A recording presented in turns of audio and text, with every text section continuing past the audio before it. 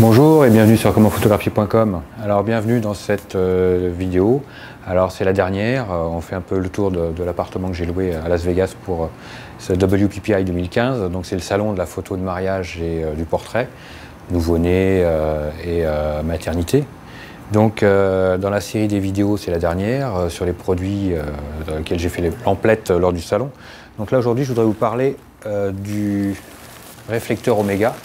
Donc ça a été pensé et réfléchi par Jerry Rionis, qui est photographe de mariage international, et par Westcott, qui a fabriqué, sur les conseils de Jerry Rionis, ce réflecteur. Donc vous pouvez le voir, donc c'est à première vue un réflecteur normal. Donc on a un sac avec une sangle que l'on peut mettre à l'épaule sans problème pour le transport. Donc déjà on a un côté pratique intéressant. Ensuite, donc si on ouvre ce sac, on a le réflecteur à proprement dit à l'intérieur, donc le voilà, avec déjà un premier sac qui contient des ventouses. Ces ventouses doivent nous permettre de mettre, je vous les montre en gros plan, voilà, ces ventouses permettent de mettre le réflecteur, je pense, contre une vitre. Vous avez une paire de ventouses. Alors vous pouvez certainement accrocher le réflecteur contre une vitre, une baie vitrée sur une véranda ou en extérieur sur une fenêtre.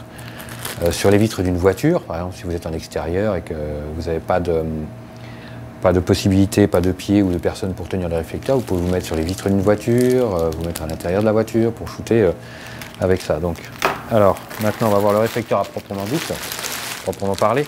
Alors une chose importante, c'est que beaucoup, on le voit sur Amazon, je me recule un peu pour que vous le voyez, donc voilà, le réflecteur il est plié, il est tout rond, hein, donc c'est un réflecteur rond comme d'habitude on va dire.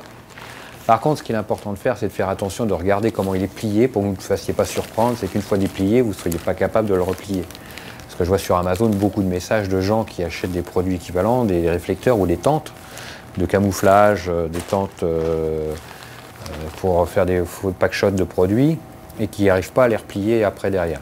Donc quand vous recevez des produits comme ça, bon après c'est toujours à peu près le même système, mais faites bien attention, regardez avec attention comment c'est plié, comment c'est rangé, pour pouvoir le refaire après par la suite. Parce que si ce réflecteur, en finale, vous ne pouvez pas le ranger, je dirais, ça peut être problématique si vous n'avez pas beaucoup de place, hein. Donc faites bien attention à ça. Alors, je vais bien observer comment il est plié, voilà. Je fais attention et maintenant je le laisse doucement se déplier parce que parfois quand ça se déplie d'un seul coup ça peut blesser quelqu'un, ça peut casser quelque chose, on ne sait jamais. Donc voilà, alors ça c'est un grand réflecteur. Donc vous voyez que la particularité de ce réflecteur c'est qu'il a une face métallique d'un côté et une face dorée. Alors là c'est la face dorée et là la face argentée. Une face dorée et une face argentée. Donc ça c'est la face dorée, pardon, parce que ça se voit pas beaucoup, c'est pas violent, hein, c'est pas flagrant, mais ça c'est la face dorée. La face dorée ici, et la face argentée là. Parce que j'ai des éclairages, la lumière ici, j'ai une grosse lampe, un gros lustre jaune, qui me met du jaune partout. Donc j'ai l'impression que même l'argenté est jaune, donc voilà. Donc là on a bien l'argent. Et l'avantage et la différence au niveau de ce réflecteur, c'est qu'on voit qu'il y a une fenêtre au milieu. Alors, intérêt et pas des moindres, c'est que ce réflecteur a une fermeture éclair et on peut avoir après à l'intérieur, c'est une toile diffusante, hein, qui est aussi munie de la fenêtre centrale. Alors la fenêtre centrale, à quoi elle sert? Alors on va voir ça ensemble, je vais l'ouvrir. Je referme parce que c'est pas la peine d'avoir la toile diffusante. Donc je vais prendre la fenêtre de la partie dorée. Voilà, je l'ouvre. Je vais prendre la partie diffusante, c'est de l'autre côté, la partie métallique argentée, voilà. Donc vous voyez c'est des velcro, ça s'ouvre facilement, hein. Et la partie diffusante, voilà.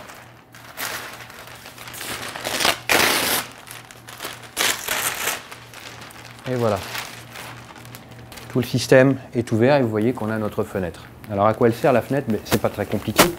C'est quand vous faites un shooting de portrait, par exemple que votre sujet est en contre-jour, L'avantage, c'est que vous allez pouvoir vous placer face à lui. Si la source de lumière principale est dans son dos, vous vous mettez face à lui, dans un sens ou dans l'autre, et ça vous fait une fenêtre pour pouvoir le shooter. Parce qu'en règle générale, qu'est-ce qui se passait jusque-là? C'est qu'avec notre réflecteur, il fallait qu'on se mette sur le côté. Hein, c'était pas pratique en termes de travail, de réflexion. Alors il fallait, si on voulait avoir de beaux reflets, il fallait peut-être en mettre 2 et puis shooter au milieu, quoi. Alors que là, vous vous mettez au centre et vous avez les parties de lumière qui vont éclairer entièrement le visage de votre sujet. Hein, et vous serez au centre, comme ça vous fera de beaux reflets au niveau du regard. Votre sujet aura de beaux reflets tout autour des yeux, donc ça sera quelque chose d'homogène. Donc voilà. Et là, vous avez la possibilité de cette fenêtre, je dirais, sur la partie argentée, sur la partie dorée et sur la partie diffusante. Donc ça vous fera un réflecteur blanc ou un diffuseur blanc. Voilà. Si jamais vous êtes dos au soleil, vous.